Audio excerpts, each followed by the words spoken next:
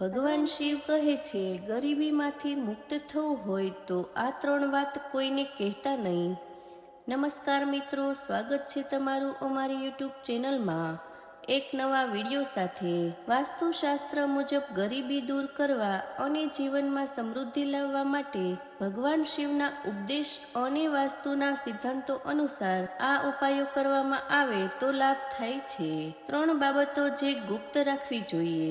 1. આર્થિક મુશ્કેલી. તમારા ધનની સ્થિતિના આંકડા અથવા ગુપ્ત માહિતી જેમ કે બચત, દેવું વગેરે કોઈ સાથે ન વહેંચો. અને તેનો ઉપાય: દર ગુરુવારે ભગવાન વિષ્ણુ અને દેવી લક્ષ્મીની પૂજા કરો. ઘરમાં ઘંટ અથવા શંખ વગાડવાથી નકારાત્મક ઉર્જા દૂર થાય છે.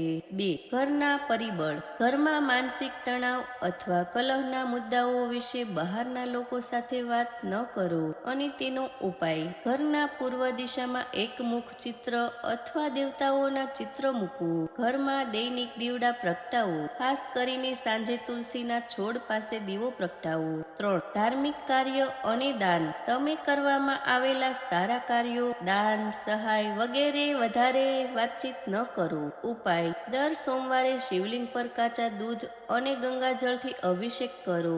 ઓમ નમઃ શિવાય મંત્રનો જાપ કરો. વાસ્તુશાસ્ત્રના ખાસ ઉપાય: ઘરમાં સાફ સફાઈ. નમકવાળું પાણી. ઘરના સપાટિયામાં પોતા મારવા. નમક નકારાત્મક ઉર્જા દૂર કરે છે. મીઠાઈનો પ્રસાદ. દર મંગળવાર અને શનિવારે હનુમાનજીને ગોળ કે મીઠાઈનો પ્રસાદ ચડાવો અને ગરીબોને વહેંચો. તુલસીનો ઉપાય: તુલસીનો છોડ ઘરના આંગણામાં રાખો અને દરરોજ દીવો પ્રગટાવો.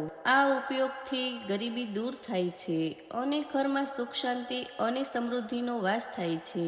ઓમ નમઃ શિવાય. ઓમ નમઃ શિવાય.